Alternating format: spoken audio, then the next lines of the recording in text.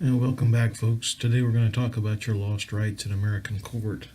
It's kind of an interesting subject to me. I'm going to try to make this as interesting as I can. Basically, back in the 19th century and up until probably the 1920s and 30s, you would have learned in school how to be a juror in a criminal trial. You would have learned the role of a grand jury, and you would have known the responsibility of a grand juror. You would have had a good idea what the court's instructions to the jury were supposed to be before you ever served on a jury. That was something they taught you in civics class. You knew what the coroner did, you knew what the sheriff did, you knew what the role of prosecutor was. It was a self-governing system, and it relied on the people understanding that. Starting in the 1940s and 50s, the effect of progressivism really increased in the U.S. school system. And since then, most people really have no idea what their role is in the criminal justice system. They might have some idea, especially people who've gone on to college or people who were especially attentive in high school might have picked up some of that. But it's not considered one of the basic things that's taught in school anymore. In fact, up until the 1920s and 30s, an 8th grade graduate would have had a good understanding of that. And that would have been taught in their junior high school civics. It would have been emphasized to the point where they simply would have known those things. And they would have been the kind of things that people would commonly have talked about and understood in their daily conversation of news and events of the day. And that was part of our self-governing Anglo-Saxon system, this education. You know, the Founding Fathers talked a lot about how the people had to be educated in order to serve in this government, and they do. You can't have this government without education. Well, as the progressive movement gained steam in the school system, what happened was that people didn't know that anymore. People stopped learning that in school. And so what happened was that the legal system took a larger and larger role. And by the legal system, I mean the Bar Association took a larger and larger role in our court system. The role of the legal professional has expanded tremendously. If you go back to prior to, in Illinois, say 1970, there was a lot of involvement of non-lawyer specialists in the legal system, and that was part of our liberty, really, that the people did actually run their own court system. Now, the judge in many states was a lawyer. In some states, like Texas, was a notable example, and the other notable exception, and the other exception to that was at the lower levels, because the justices of the peace typically were not lawyers, and in many states we've gotten rid of the justices of the peace. So I'm going to run through the process real quick as it would have occurred in that time. If you wanted to try someone for a crime, first you had to have a complaint. Someone had to have complained about it. If it was a crime that was considered to be committed against the state, the sheriff might have complained, or another figure like that. But typically those were complaints against the peace, against the public order. Someone was disturbing the peace, someone was alarming people, someone was doing things that were a nuisance. And so in those cases, the state would prosecute those things. There were only a handful of felonies and misdemeanors. There's about 13 or 14 traditional felonies. They're all serious crimes. They're all crimes like robbery, kidnapping, counterfeiting, rape, murder, treason. You know, these are the kind of crimes that are traditional felonies, not jumping your car at an intersection or cutting the muffler off your car. Those were not felonies. Felony was a crime many times punishable by death. That's certainly changed in our system. There's many trivial things that truly aren't even crimes that are now felonies. So there's as time goes on, the role of the citizen in the court system diminished. We'll go back through that process again that we started on. Okay, if you were arrested by the sheriff, who of course was an elected non-lawyer, you had to appear before a justice of the peace, typically within 48 hours, if not sooner. In many states, you had to immediately go before the magistrate. And you appeared before the justice of the peace, or in some states, it could even be the mayor of a town or something. And he had to be convinced that there was a probable cause, that it was more likely than not that you had committed the crime. You'd be locked in jail, but you'd be admitted to bail unless it was an extremely serious crime. And the next step would have been that it would have been reviewed by a prosecutor who oftentimes in many of these counties was not even a permanent office holder, a full-time job. It was actually a part-time job. Then if he wanted to proceed with the case, if it was a felony, he had to go to a grand jury. And a grand jury, the number depends on what state you come from, but it might have been as many as 18 or 24 people who were ordinary people who were called by the prosecutor to consider whether or not you should be charged. And the grand jury, a lot of states, it still exists, but it's just a shadow of its former self. The state's attorney, who is a professional, typically picks people who will go along with him, who work well with him. A runaway grand jury is a very rare thing, but in the olden times, it was a serious investigative tool, and it was also a very potent check on the power of the lawyers. So you'd go before these men. You might not appear in front of them, or you might, but they had to agree that there was a probable cause that you had committed the crime. So there was a second check. If they went along with it, and in the case of misdemeanors, they typically didn't use the grand jury. So already we've gone through a non-lawyer justice of the peace. We've gone through a non-lawyer grand jury. We've passed through, in many cases, the filter of a non-lawyer sheriff or complainant. And in a lot of places, an ordinary person could sign a criminal complaint. Some places they still can, but here in Illinois, that's a thing of the past. You'd move on to the next stage, which would have been your trial. And at your trial, you had to convince 12 people, 12 ordinary folks, that beyond a reasonable doubt you committed that crime. 98% certainty. Now, that hasn't changed, but what has changed is the jury instructions. In the past, the judge made it very clear to the jury that you could be found guilty only, and only, if it was, they didn't use the terminology of 98% certain, but proof beyond a reasonable doubt that you had committed that crime, that was the only circumstance in which you could be found guilty, and that for any reason or no reason at all, you could be found not guilty. You could be acquitted. So that meant the jury had to be completely persuaded that you had done the crime. And that system was intentionally set up so that a few guilty men would go free, but innocent people would not be punished. Now, the jury instructions have changed. They've become more and more complex over the years. And it's in response to a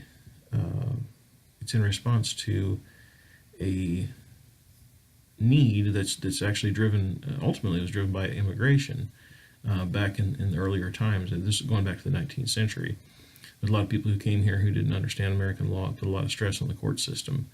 But on a need to stack the court in favor of the prosecutor.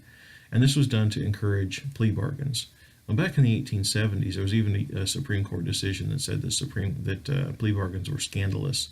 Today, 97% of court cases end in guilty pleas. It's not because we're doing a great job of screening these people out and they're all guilty. People are suggesting, with good reason, now that with the advent of DNA evidence, that about 25% to 30% of all of our murder convictions are of innocent people. 25 to 30% is a terrible number, and that's only for murders. And in the case of a murder, there is a tremendous amount of due process over and above an ordinary case because there's so much at stake. A lot of these were death penalty cases, so there was a lot of review on appeal, and in spite of the fact that they expended all this extra energy that they don't on ordinary cases, they still got it wrong about a fourth to a third of the time. So that means about a fourth to a third of the people that are on death row probably didn't do the crime. Now, the police are pretty good at selecting people they consider to be criminals, so they may have done other things, but they didn't do that, and many of them are completely innocent of all crimes at all. And I've got some examples in the White Rabbit Handbook you can take a look at. Some of them are just horrifying. People who spent decades in jail, they're pretty sure that actually at least a couple of people they can prove now were executed who did not do the crime. That's for murders. And if you take a look at other crimes, there's typically a lot less due process. It's a quicker push-through process. The system is designed so that the public defender or your private attorney, the prosecutor, and the judge can process the greatest number of cases in the shortest amount of time. And the attention to due process is not what it used to be at all. And getting back to the jury instructions still mean the same thing to a lawyer. But to an ordinary person, what it sounds like is that they must decide that they are either guilty or innocent. And that's not the logic of it to begin with. The logic of it to begin with was that it had to be proven to you beyond a reasonable doubt that they were guilty, but that any other outcome in your mind would lead to an innocent verdict, or an acquittal anyway. That's why they called it an acquittal. And it's not really a finding that you're innocent, but you're acquitted. You don't have to prove that someone didn't commit a crime. You just have to fail to prove that they committed it. And so as time has gone on, this pressure for convictions has grown in the system, and this is to the point where now, like I'd said earlier, 97% of all criminal cases end in a guilty plea. The other thing that's happened is that the charges have gotten more and more severe potential penalties. And this is something that the prosecutor, and actually your defense attorney also, use to push you to plead guilty. If the potential penalty for, let's say, jaywalking is 4 years in jail, and the prosecutor keeps dangling that 4 years in jail over your head as a potential punishment, and then offers you a $50 fine as an extreme example, you're going to take that $50 fine because you're not going to take a risk on that 4-year sentence. So that's a good example.